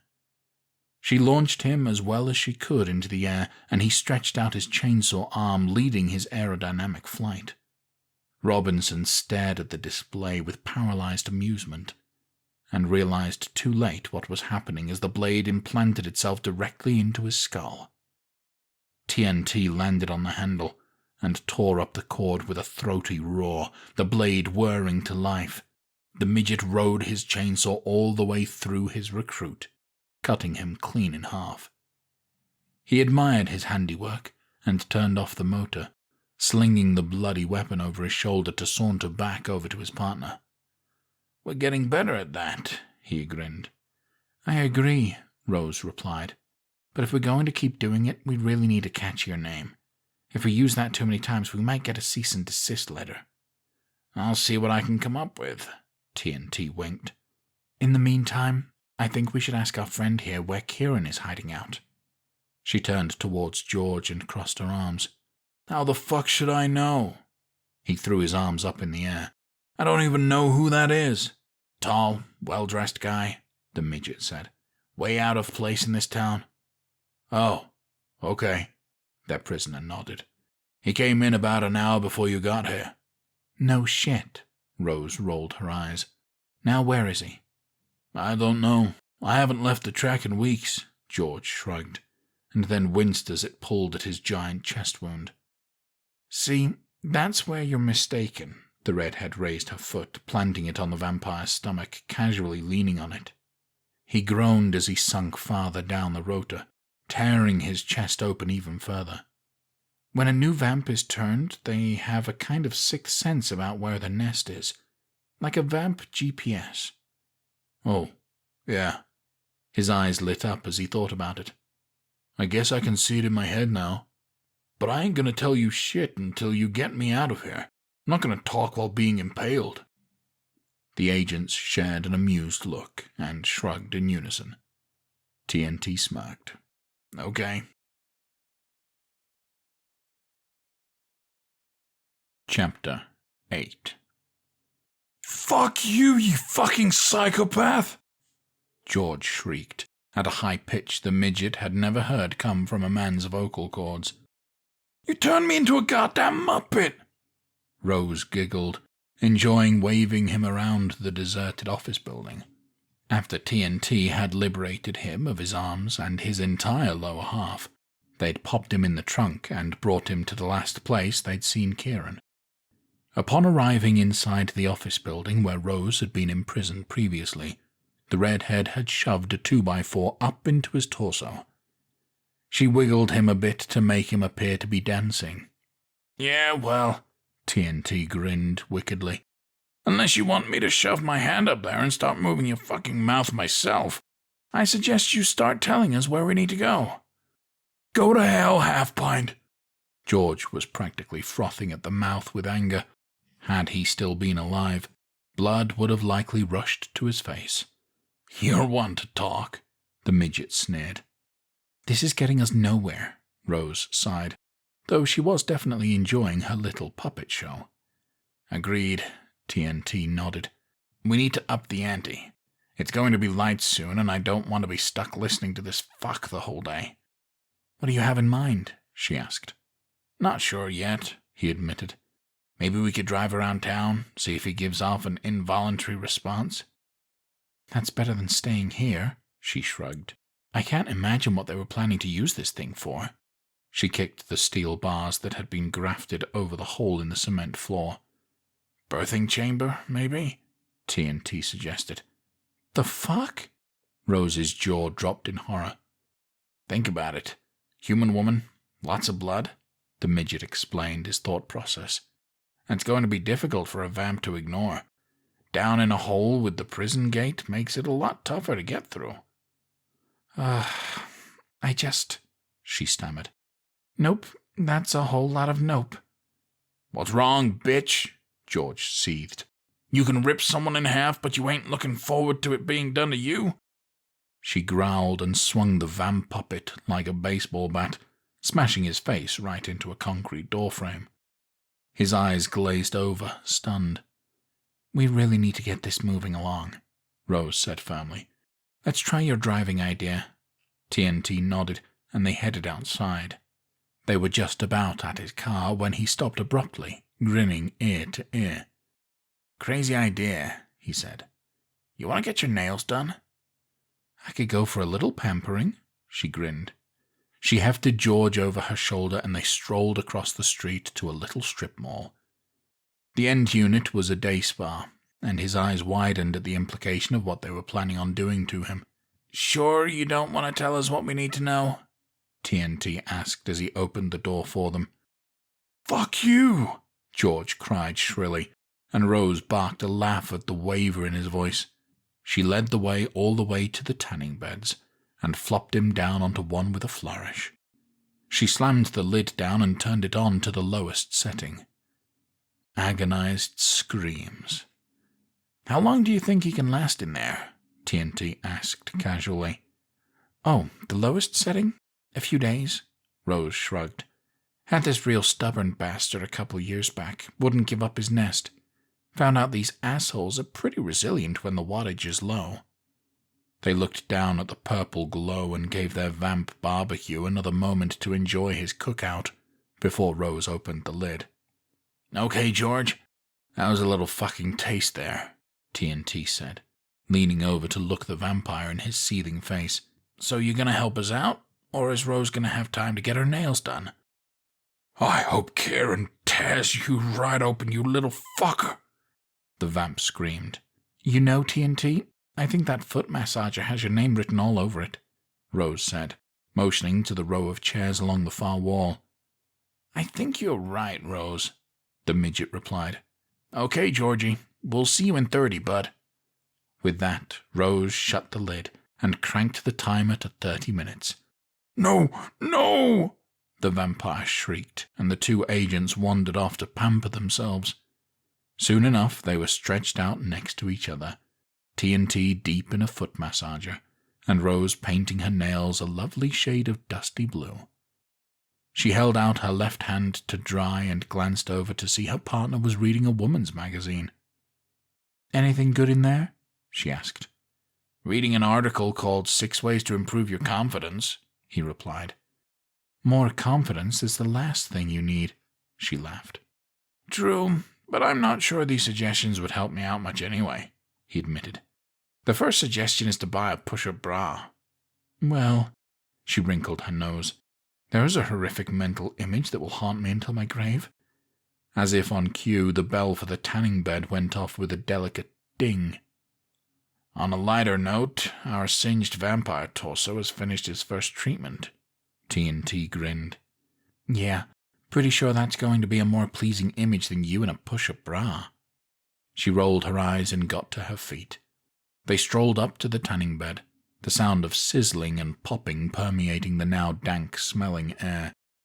As Rose opened the bed, a puff of smoke billowed out, and she waved it away from her face, stifling a cough. George let out a deep sigh of relief as the UV light went off, and T.N.T. leaned him over and cocked his head. "So, now that you've had a chance to reflect on things, would you like to share what you know?" he asked in a conversational tone. "Or do Rose and I have time to do one of those water massages?" "You know, for a pissant little town, this day spa is top of the line," she added. "I know, right?" the midget agreed. "You know, I kind of hope he doesn't talk for a while. I'd love to have a go in the sauna." "Should we put him back in?" Rose inquired. "I think an hour should give us enough time, don't you?" T.N.T. held up his wrist for effect, though he wasn't wearing a watch. "I saw in the pamphlet that they have a mud bath," she told him, and he shook his head. "Better make it 2 hours, then," he amended. "Okay, George, see you in 2 hours," Rose said jovially, and the vamp moaned in defeat. No, wait," he protested weakly, his lips cracking from the blistering burns on his face. "Please, wait. I'll tell you what you want to know." "That's the right answer, George," T.N.T. said. "So, where can we find Kieran?"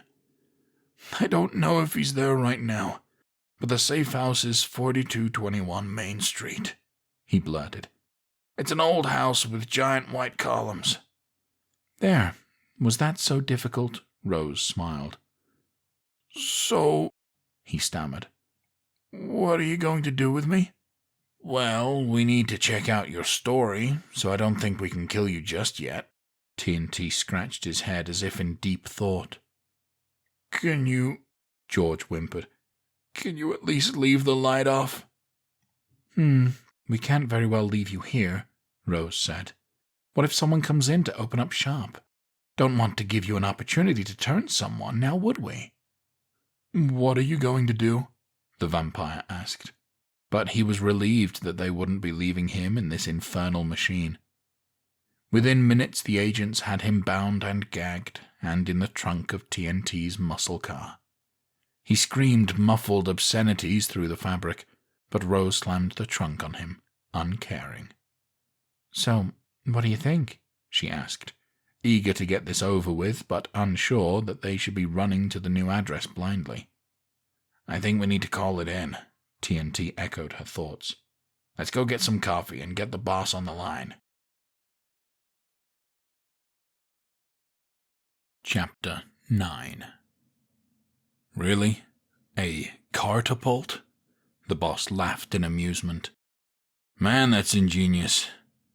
Baptiste looked a bit uncomfortable in his window on the other side of the laptop screen.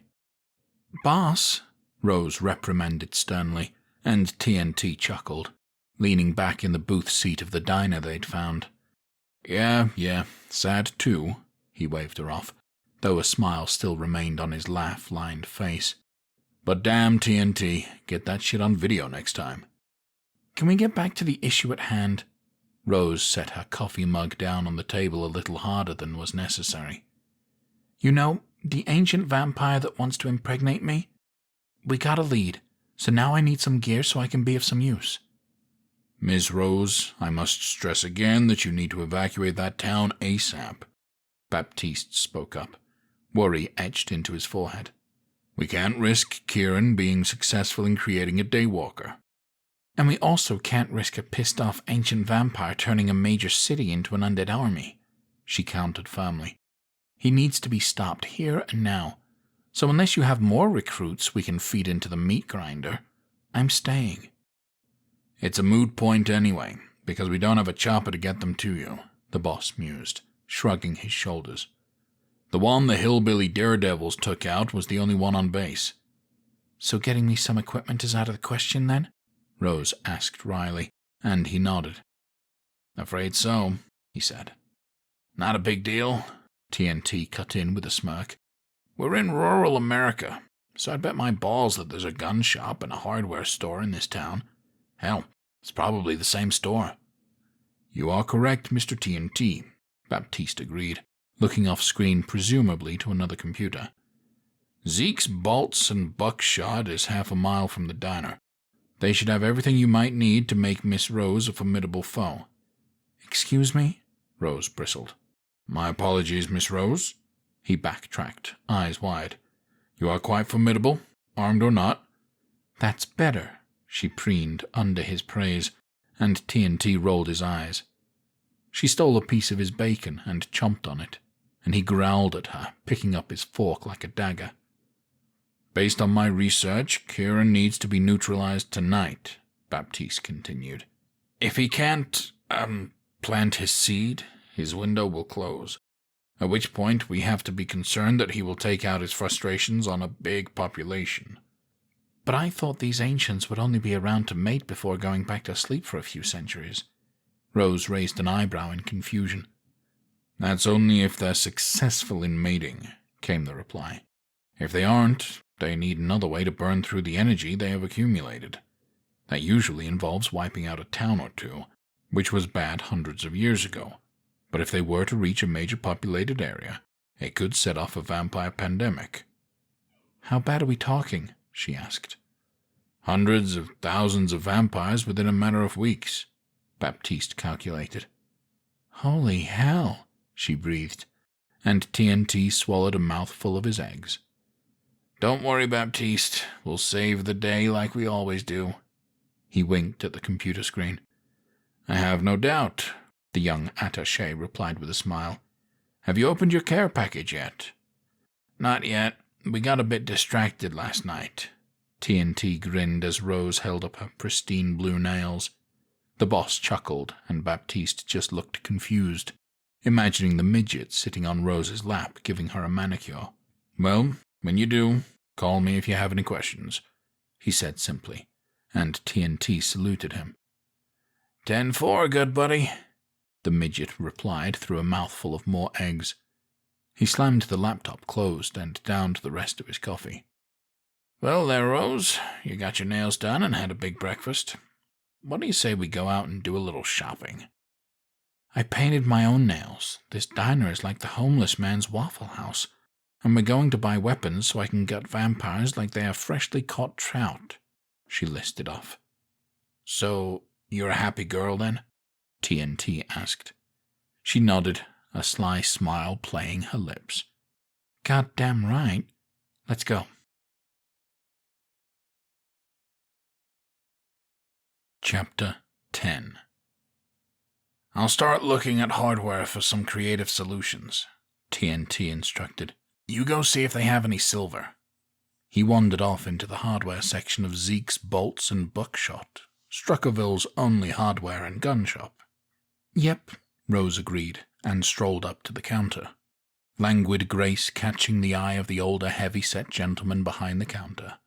He was wearing beat-up jeans and a plaid button-up shirt, and she stifled a disgusted noise at the trail of tobacco stains on his otherwise white beard. As if hearing her thoughts, he turned and spit a stream of brown goo behind the counter as she reached it. "Well, hello there, little lady," he drawled and leaned on his hands. "My name is Zeke, and I'll be happy to help you. What are you looking for today?" At least he was polite. "Well, she began. Now, let me guess," Zeke cut in, and put up his hands to stop her speaking. You want a sporty little number for your purse? Oh, let me see here. He rummaged around behind the counter and pulled out a tiny pistol. Here we go. Got this nice little 9mm, slick, compact, and it even comes in pink. Rose blinked at him, mind drawing a blank against the massive level of offense washing over her. She finally took a deep breath and composed herself.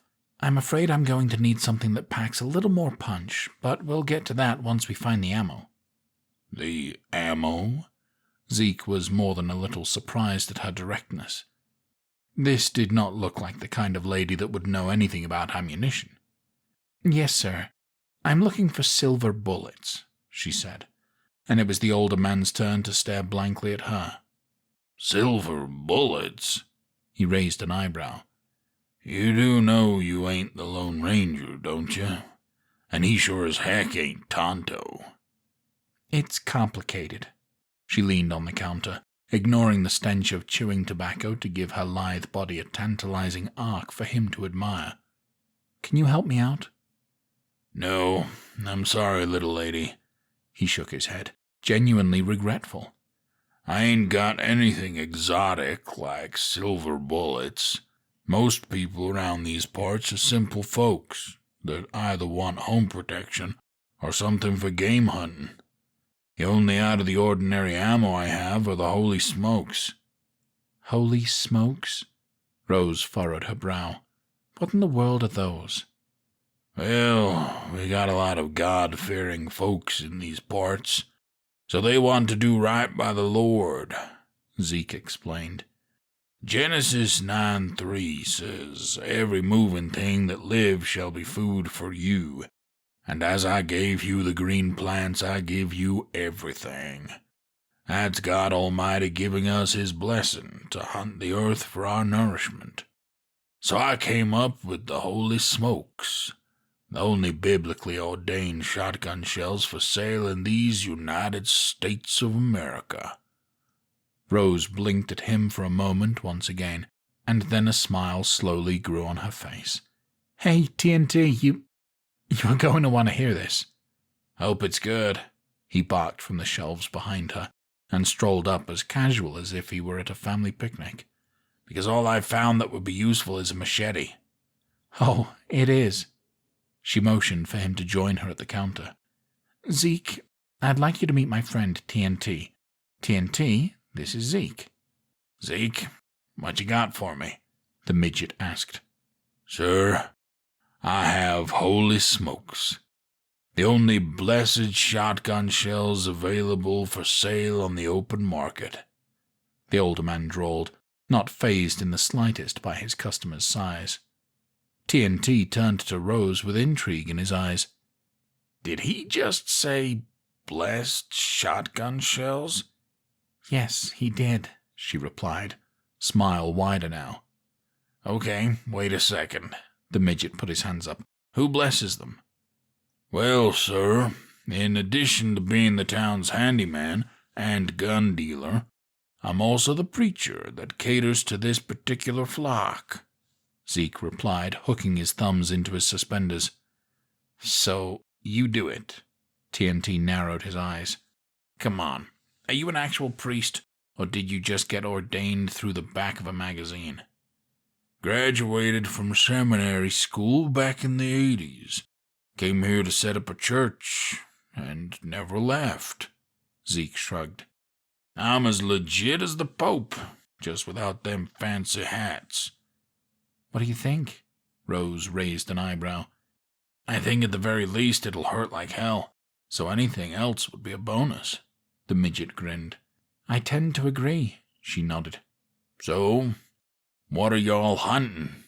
Zeke leaned on the counter with a smile.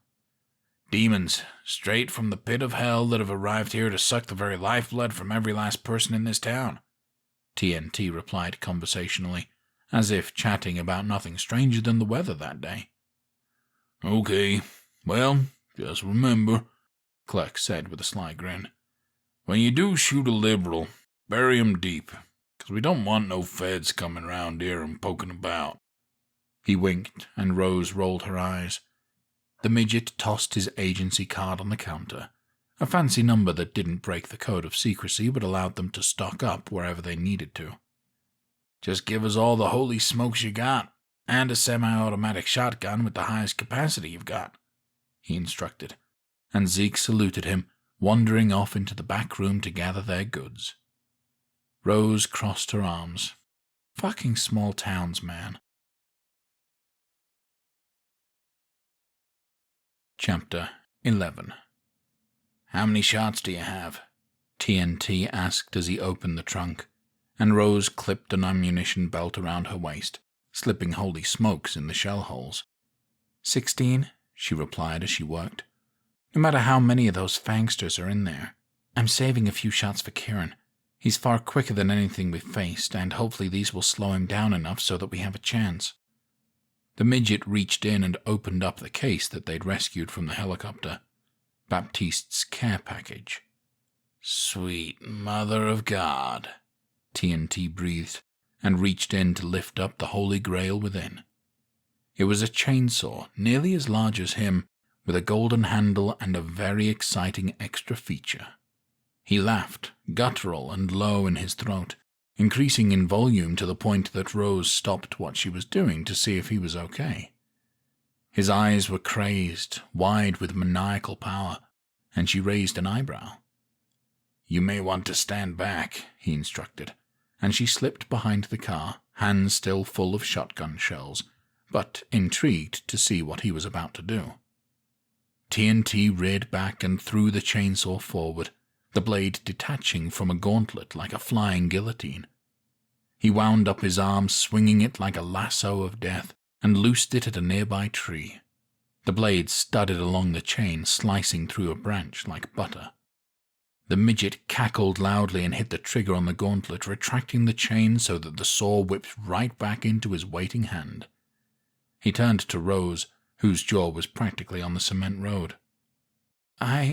She croaked, and then cleared her throat.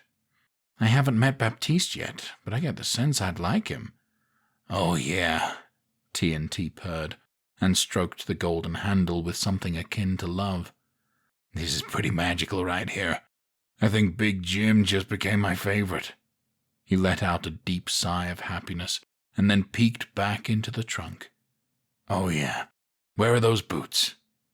Rose finished loading up her ammo and reached in to grab a pair of black work boots that were outfitted with metal braces.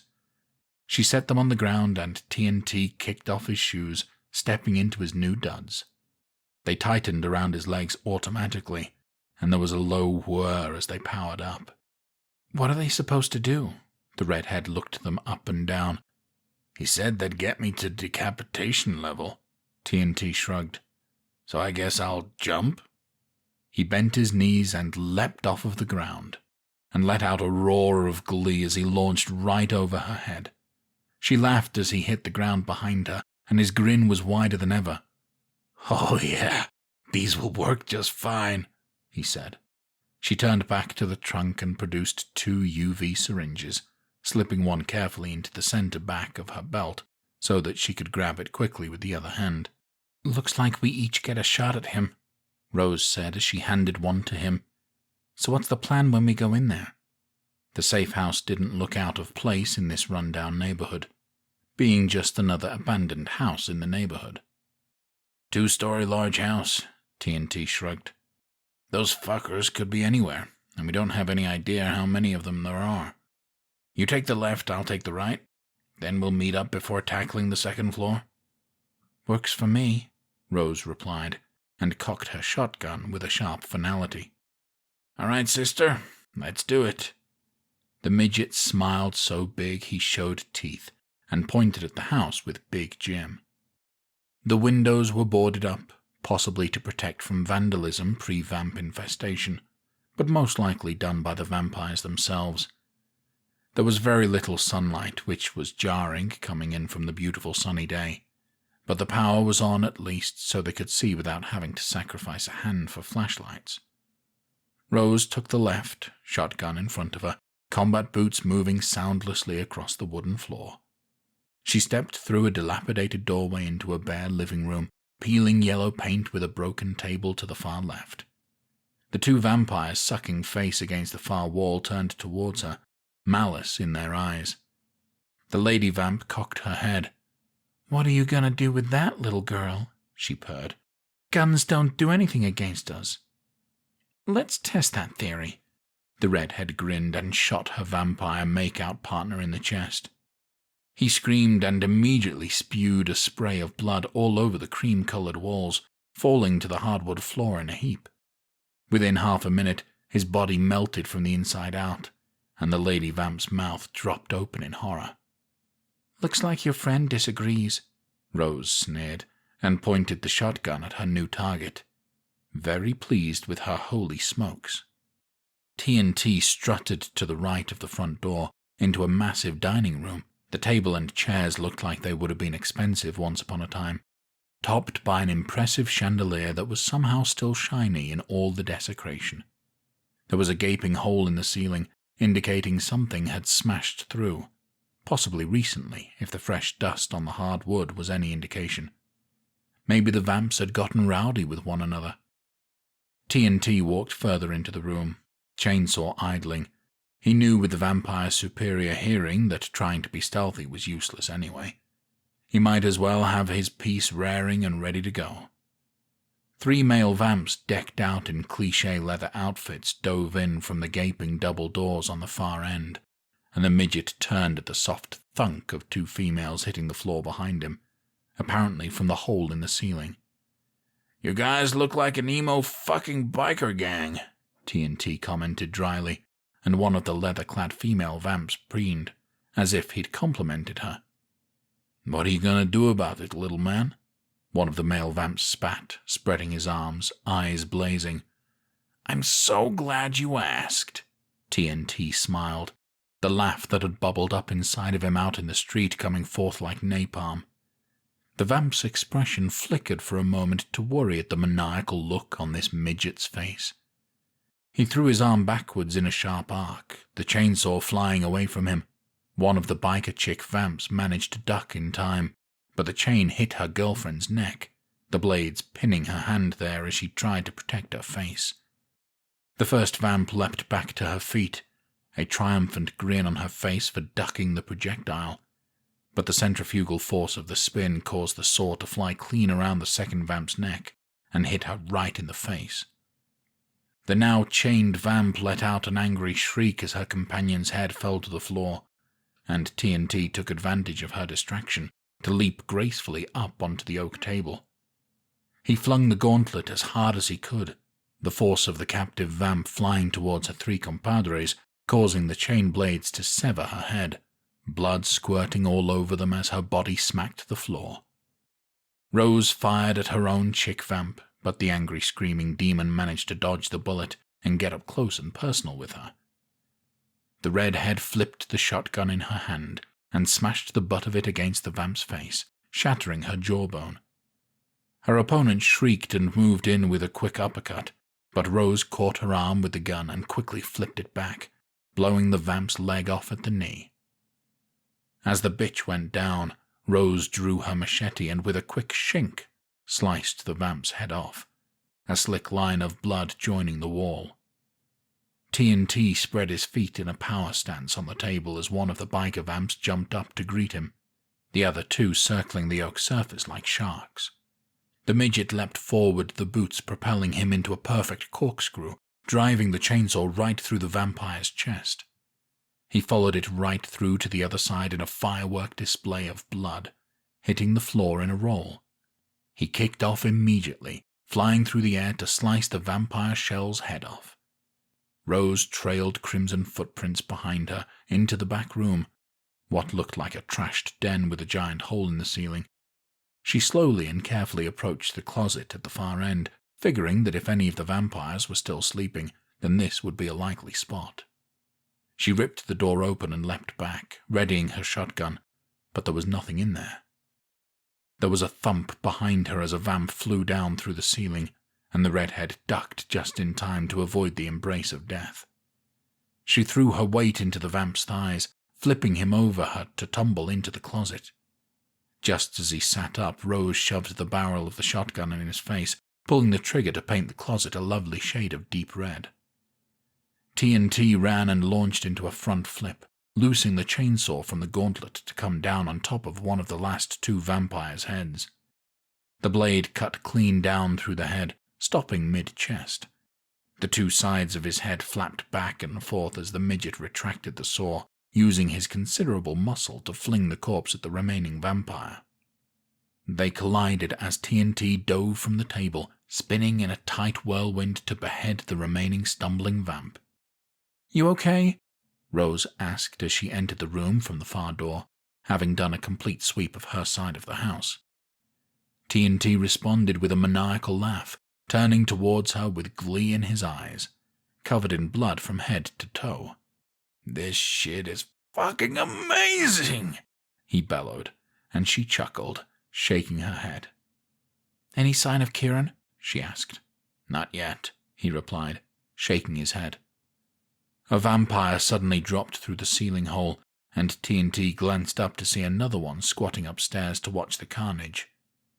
The midget grinned and shot the chainsaw up to him, retracting the chain and jumping at the same time in order to launch himself up to the second floor. He hit the vamp in the chest with his feet, toppling them both over so T.N.T. could wrench the saw up through its head. Rose took advantage of the distraction to blow the landed vampire's head off, and looked up through the hole.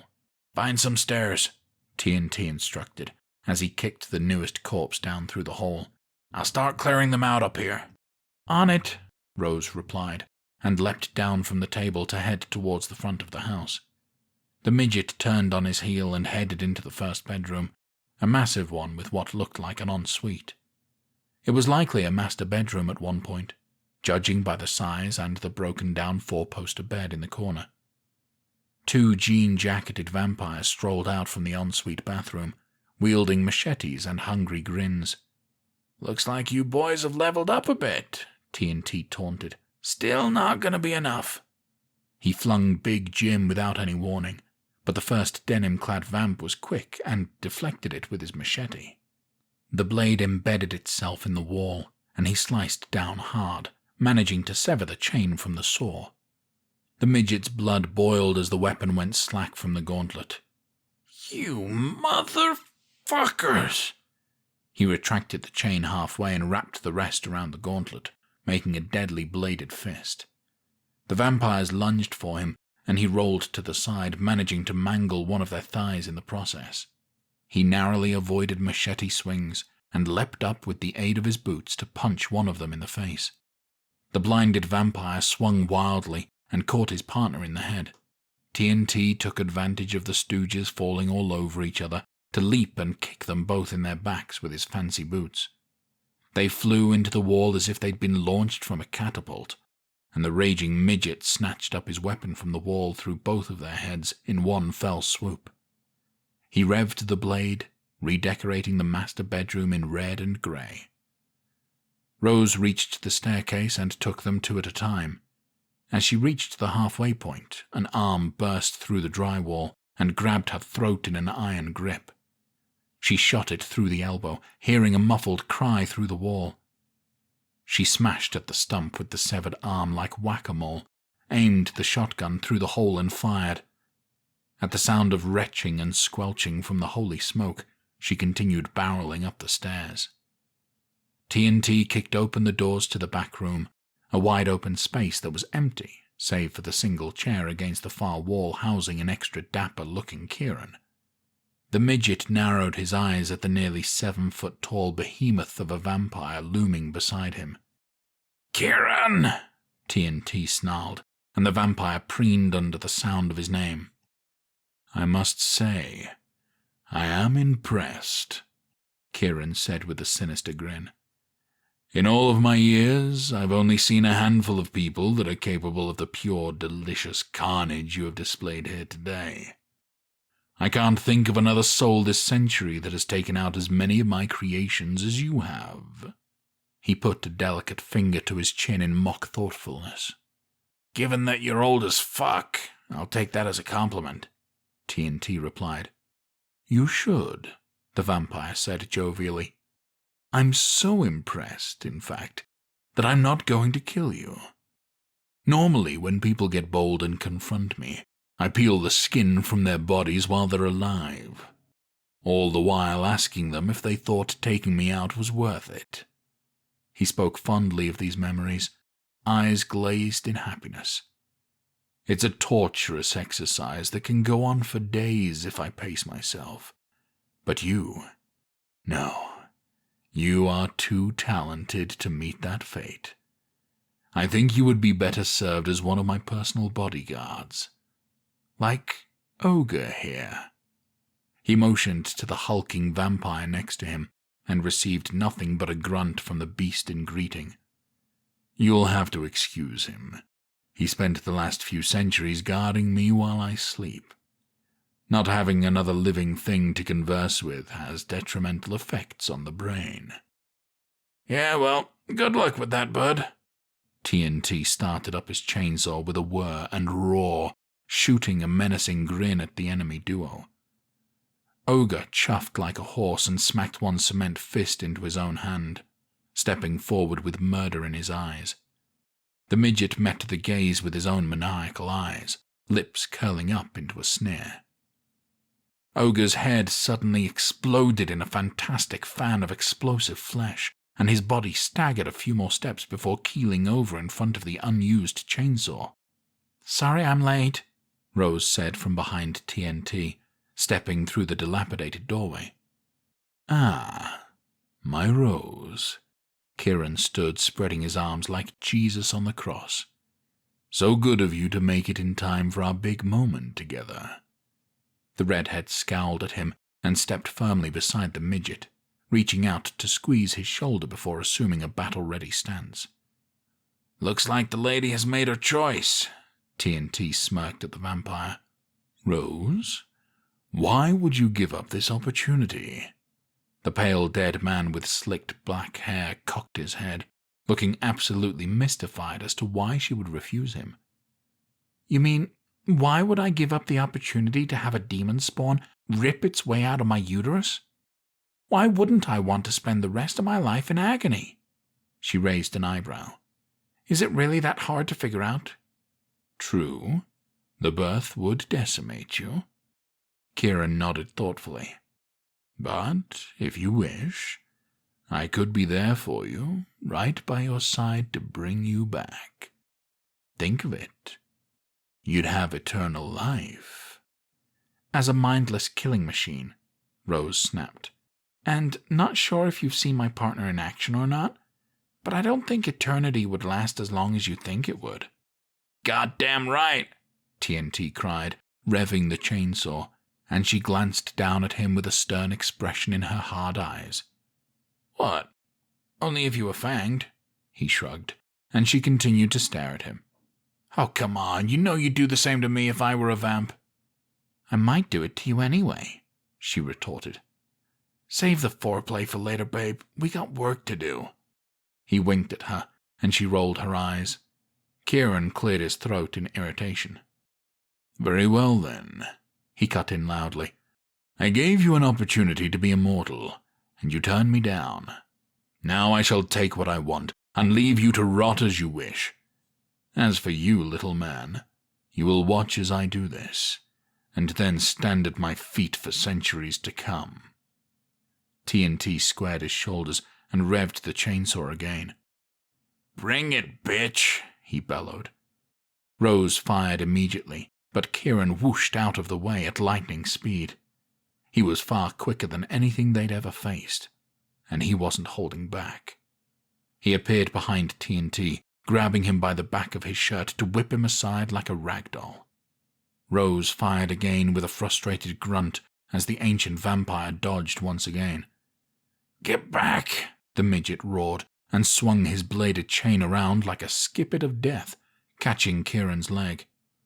The vampire stumbled for a split second, and Rose took her shot, catching him in the shoulder. The holy smoke erupted in his shoulder like a little mushroom cloud of blue haze. Pain sizzled inside of Kieran's collarbone, and he screamed, the shock of feeling pain for the first time in at least a century, smacking into him like a tidal wave. He grasped his knee and ripped his leg across the calf with a squelching crunch. Rose shot 2 more times as he leapt from the room, diving out the door and through the hole that T.N.T had sprung up from earlier. The midget in question retracted his chain and tossed aside the mangled foot. "How many you got?" he asked. 2 shots, Rose replied, as she slammed the last 2 shells into the chamber with a sharp clack. "You go down the stairs. I'll take the fast route," T.N.T instructed, raising the chainsaw. "Hopefully he's slowed enough and we can flank him." She nodded in reply, and they darted out the door, her barreling down the stairs as he skidded to the edge of the hole in the next room. Kieran had discovered a severed hand from one of his fallen comrades and shoved his exposed leg bone into the gaping wrist. "That's new," T.N.T muttered at the brand new leg hand, and then jumped. The chainsaw screamed as the midget bore down on top of Kieran, and the ancient vampire reached up to protect himself. He caught T.N.T with his left hand, and the blade with his right, the latter chewed up spectacularly by the spinning apparatus.